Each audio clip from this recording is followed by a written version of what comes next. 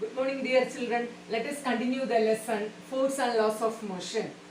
Okay, and here today's class we are going to discuss about Galileo's observation regarding motion. You know, Galileo actually he was a famous scientist who was very much interested in physics, maths, astronomy as well as philosophy. His main contribution towards the scientific world is actually his study of motion of objects in an inclined plane. Study of motion of objects in an inclined plane. Okay, and Galileo actually he found out that when no external force acts on a moving body, it moves with a constant velocity. Okay, Galileo found out that when no external force acts on a moving body, its velocity remains constant. That means there is no change in velocity. There is no change of velocity. Here consider an example. Here actually this is an inclined plane. Suppose a marble is released from this height and it rolls down. What actually happening here is when the marble rolls down, its velocity goes on increasing. Okay, here the marble is released from this height. When it rolls down through this inclined plane, its velocity goes on increasing. Actually, what is the reason? Due to the gravitational pull of earth, its velocity goes on increasing. Okay, and here in the second case, here the marble is climbed up. What happened here? Actually, its velocity decreases. When the marble climbs up, its velocity goes on decreasing. Okay, because the gravitational force that acts in opposite direction of the motion of this marble. So we can say when a marble rolls down through an inclined plane, its velocity goes on increasing, and when a marble which climb up through an inclined plane, its velocity goes on decreasing. Is it clear? And here Galileo, actually what he did in his experiment is, actually he placed the two inclined planes in such a way that the two planes are face to each other. He placed these two planes are face to each other. Okay, actually what Galileo did in his experiment is that he placed the inclined planes in such a way that these two planes are face to each other. Okay, and he first, actually this is the first plane and this is the second inclined plane. Okay, and when the marble is released from here, that is from the left plane, it rolls down. Okay, and after that it climbs up through the second inclined plane. And he observed that the marble attains the same height in the second inclined plane where it was released from the first inclined plane. Okay, in the first inclined plane, suppose if it is released from here, that is from a particular height, it is released. Okay, and in the second inclined plane also, it attains the same height as it was released from the first inclined plane. Okay, and actually what is the reason here? Both the inclined planes are identical in the respect of angle of inclination. Then only the marble attains the same height in the second inclined plane. Okay, that means here actually this is the angle of inclination. Actually this is the angle of inclination of this inclined plane. Okay, if the angle of inclination of both the planes are equal, then the marble that attains the same height from its same height as it was released in the first inclined plane. Okay, also the distance travelled by this marble to reach here, that is equal to the distance traveled or this much distance or distance traveled by the marble to reach here. Okay, so we can say if the angle of inclination are same, the angle of inclination of both the planes are equal, then the height attained by the marble and the distance covered by the marble in both the planes are also equal. Okay, isn't it? If the angle of inclination of both the inclined planes are equal, then the height attained by the marble and also the distance covered by the marble in both the inclined planes are also equal. Is it clear? The next what he did is, actually he reduced the angle of inclination of the right side plane. Okay, here the angle of inclination of the right side plane is get reduced. Then actually what will happen here? This marble has to travel a longer distance to attain the same height. Can you compare this much distance and this much distance? Okay, and when the marble is released from here to reach here, only this much distance would travel by the marble. But in order to attain the same height here in the second plane, the marble has to travel this much distance. Okay, so the distance traveled by the marble to attain the same height is greater than the first plane. Okay, what is the reason there? Here the angle of inclination of the second plane is less than the angle of inclination of the first plane. Okay, suppose if the angle of inclination of the second plane is reduced, then the marble has to travel a longer distance to attain the same height. Okay, it has to travel more distance to attain the same height. If the angle of inclination of the second plane is less than the angle of inclination of the first plane. Okay, and suppose if we again decrease the angle of inclination, again this marble has to travel a longer distance to attain the same height.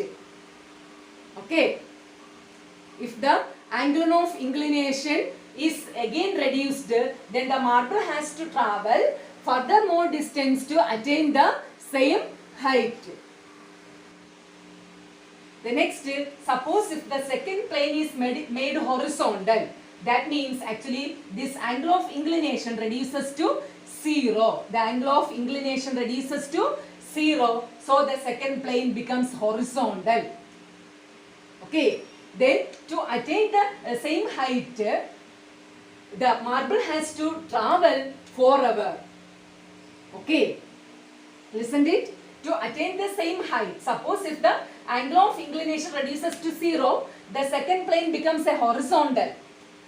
Okay, so to attain the same height, the marble has to travel forever. Okay, but in practical cases, it is not possible. Okay, in practical cases, actually it is not possible because no zero unbalanced force is cannot achieve. Zero unbalanced force, we cannot achieve zero unbalanced force. Here after traveling some distance, the marble gets stopped. You know what is the reason here? Actually the frictional force, the frictional force. Okay, and due to the frictional force, the marble gets stopped. Okay, so we cannot achieve zero unbalanced force. Okay, we cannot achieve zero unbalanced force. So after traveling some distance, the marble gets stopped due to this frictional force. Okay, then how we can reduce friction? By using smooth marble and smooth plane, we can reduce friction. Okay, and also by applying lubricants on the two planes, we can also reduce friction. Okay, frictional force can be reduced by we can use smooth marble and a smooth plane, and also we can use lubricants or apply lubricants on the surfaces of two planes. That is a way of reducing this frictional force. from these observations, actually Galileo concluded that an unbalanced external force is required to initiate motion. Okay, that is, in order to initiate a motion, an unbalanced external force is required. Okay, but no unbalanced force is required to sustain motion. So, in order to maintain motion, actually no need of any unbalanced external force. Okay, an unbalanced external force is required to initiate motion, but no unbalanced force is required to sustain motion. Okay, this means that the object will move with a constant speed along a straight line in the absence of an external force. Okay, that is, in the absence of an external force, the object will move with a constant speed along a straight line. Okay, that is about the Galileo's observation regarding motion of objects along an inclined plane. After Galileo, Sir Isaac Newton, he studied more about motion and he established the relation between force and motion of objects. Okay, and after Galileo, Sir Isaac Newton, he studied more about motion and he established the relation between force and motion of objects. Okay, and he formulated 3 laws based on the relation between force and motion. Sir Isaac Newton formulated 3 laws. Okay, and next we can discuss the 3 laws and their applications in detail. Okay, then let's see Newton's first law of motion. Newton's first law of motion. You know, it is our common experience that suppose a table in a classroom that remains at rest unless somebody pulls or pushes it. Okay, a table in a classroom that remains at rest till somebody pulls or pull it. Okay, or we can say a cycle that remains at rest unless someone pedal the cycle. Okay, or we can say a moving car remains in motion unless we apply brakes. Okay, in these examples, from these examples, we can say an external force is needed to change its state of rest or state of motion. Okay, a table in a classroom that remains at rest unless we apply a force on it, or a car that is in motion that remains to be in motion until we apply brakes.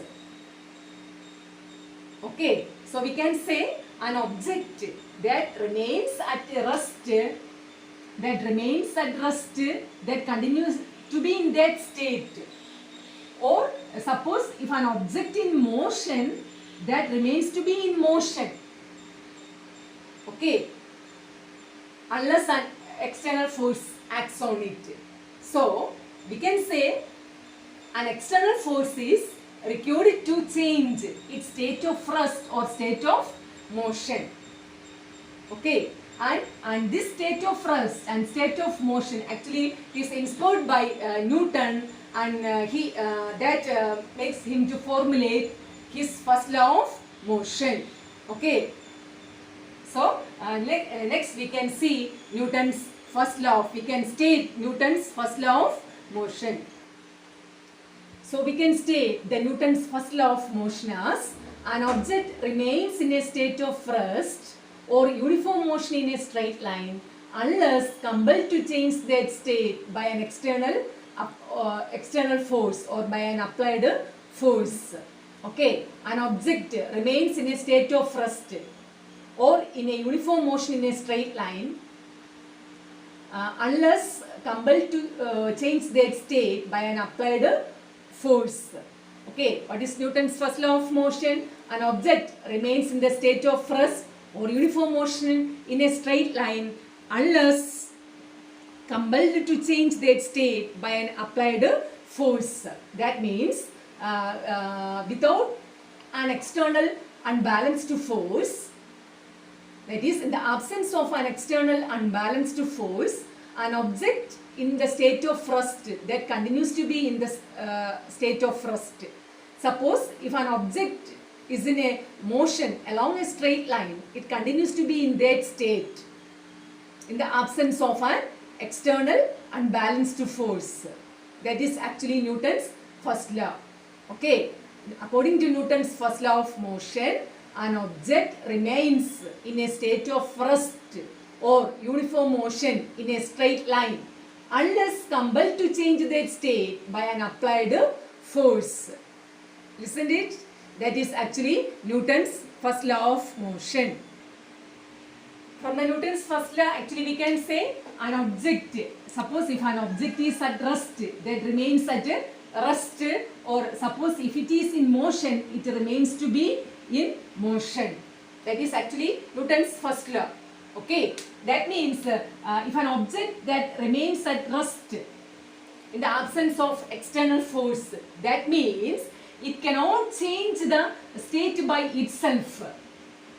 Okay, to change the state of rest, it needs an external force. Okay, it cannot change the state by itself, or it resists the state of to change the state.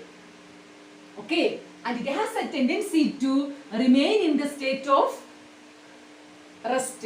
Suppose if a table is at rest, it cannot change the state by itself.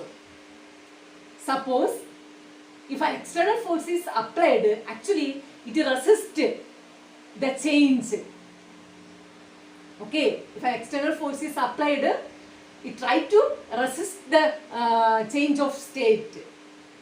It has a tendency to remain in the state of rest.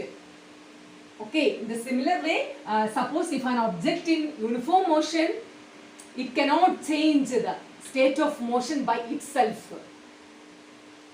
Okay, also it also resists the change of state of motion, and also it has a tendency to remain in the state of motion.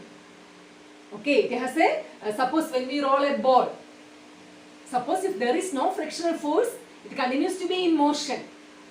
Because of frictional force only the ball gets stopped. So any object in motion, it has a tendency to be continue in that state of motion. Okay, and this property is actually, we can name this property of objects as inertia. Okay, this property as inertia. Also, suppose if we change the direction of motion of object, the body cannot change the direction of motion by itself. For that also a force is needed. Okay, and the tendency of an object to remains in the state of rest or state of uniform motion along a straight line, that property is called actually inertia. That property is called inertia. Actually, from the Newton's first law, we got the property inertia. Actually, Newton's first law of motion that points to the property of objects, actually that is inertia. So we can call Newton's first law of motion as law of inertia. Law of inertia. Newton's first law of motion is also called law of inertia, because Newton's first law of motion actually points to the property of objects, inertia. Also, from the by using Newton's first law, we can define inertia. So Newton's first law of motion is also called law of inertia. Okay, why Newton's first law of motion is otherwise called the law of inertia? Because by using Newton's first law of motion, we can define inertia, or Newton's first law actually points to the property of inertia. Isn't it? That is why Newton's first law is otherwise called the law of inertia. Okay, then what is inertia? Actually, it is the property of objects. Okay, that is the tendency of an object to remain in the state of rest, or the tendency of an object to remain in the state of motion, or the tendency of an object to resist any change in its direction of motion. The property of an object to oppose any change in its direction of motion. All these are termed as actually inertia. So we can classify inertia is of three types. We can have three types of inertia. The first is inertia at rest. The first is inertia at rest, then inertia of rest or inertia of motion, then inertia of direction. Okay, these are the three types of inertia. Inertia of rest, then inertia of motion and inertia of direction as the three types of inertia. So we have three types of inertia. The first is inertia of rest, then second is inertia of motion, and the third is inertia of direction. Okay, we have three types of inertia. Inertia of rest, then inertia of motion and inertia of direction. Okay, let's see about inertia of rest. Inertia of rest. Actually, it is the tendency of an object to remain in the state of rest. Okay, that is called inertia of rest. What is meant by inertia of rest? The tendency of an object to remain in the state of rest. Suppose if an object is at rest, it continues to be in the state of rest. That is actually called the inertia of rest. Okay, the tendency of an object to remain in the state of rest. That is called inertia of rest.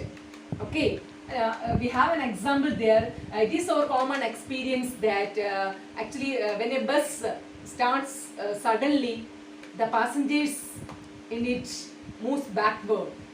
Okay, that is our common experience. What is the reason for that? Actually, when a bus suddenly starts, actually it brings in motion.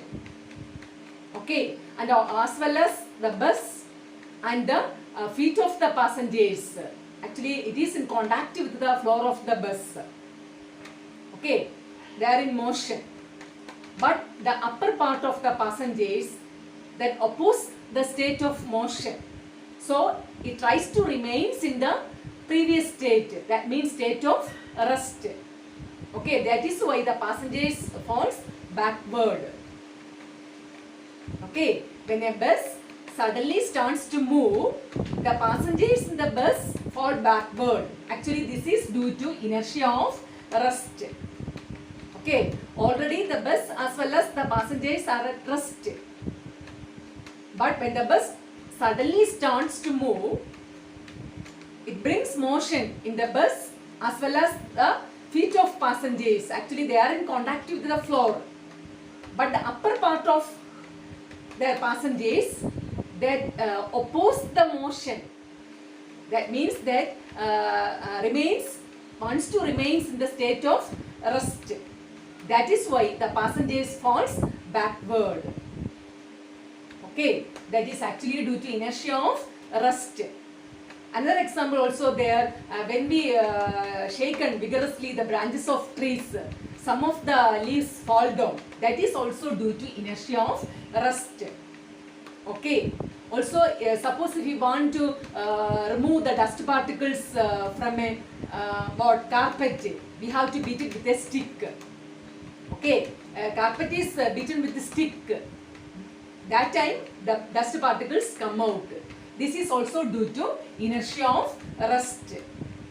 Okay, then what is meant by inertia of rest? The tendency of an object to remain in the state of rest. That is called inertia of rest. Can you say the applications or examples for inertia of rest? Actually, when a bus suddenly starts to move, the passengers falls backward. This is due to inertia of rest. And when we shake the branches of trees vigorously and some of the leaves fall down, that is due to inertia of rest. Then when we beat carpet with a stick, actually the dust particles come out. These are examples for what? Inertia of rest. The next is inertia of motion. Inertia of motion. That is the tendency of an object to remain in the state of motion. That is called the inertia of motion. Suppose if an object is in motion, it continues to be in the state of motion. That tendency of an object is called the inertia of motion. The tendency of an object to remain in the state of motion. That is called inertia of motion. Here also we have an example. It is our common experience that when a moving bus suddenly stops, the passengers in the bus falls forward. That is due to inertia of motion. When a moving bus suddenly stops, the passengers in the bus moves or falls forward. This is due to inertia of motion. Actually here what happening is when brakes are applied, the bus stops. Okay, when brakes are applied, the bus stops. But the upper part of the passengers still in motion due to inertia of motion. That is why they fall forward. Okay, when brakes are applied, the bus stops, but the upper part of the passengers are still in motion due to this inertia of motion. That is why the passengers fall forward when a moving bus suddenly stops. Okay, we have another example. When a fast moving bike suddenly stops, then the rider falls forward. When a fast moving bike suddenly stops, what happens to the passengers or the rider? Falls in the forward direction. That is also due to inertia of motion. Okay, also we have another example. It is very dangerous to jump out of bus. It is very dangerous to jump out of a moving bus. Okay, these are the examples for inertia of motion. The next inertia of direction. Inertia of direction. Actually it is the tendency of an object to resist or oppose any change in its direction of motion. That is called the inertia of direction. The tendency of an object to resist or oppose any change in its direction of motion. That is called the inertia of direction. We have an example. When a bus or a car that takes a sudden twist or a sharp turn in a curved road, we have a tendency to fall outward. Actually this is due to inertia of direction. Okay, actually this is because when the car that takes a turn, its direction of motion changes. Okay, when a car or bus that takes a sudden turn, its direction of motion changes. Okay, but due to inertia of direction, we try to maintain our own direction of motion. Okay, due to inertia of direction, we try to maintain our direction of motion and feel to be fall outwards. Okay, and feel to be fall outwards. Actually this is due to inertia of direction. The tendency of an object to resist or oppose any change in its direction of motion. That is called the inertia of direction. When a car or a bus that takes a sharp turn, we have a tendency to fall outward. Actually this is due to inertia of direction. This is because when a car takes a turn, its direction of motion changes. But due to inertia of direction, we try to maintain our direction of motion and feel to be thrown outwards. Okay, and this is an example for inertia of direction. So we have three different types of inertia: inertia of rest, inertia of motion, and inertia of direction. Okay, then after summarizing the things that we have learned today, we can wind up today's class. First we learned Galileo's experiment regarding motion. Then we came to Newton's first law of motion. What is Newton's first law? According to Newton's first law of motion, an object remains in the state of rest or motion unless it is acted upon by an external unbalanced force. Okay, then next came to inertia. Inertia and three different types of inertia.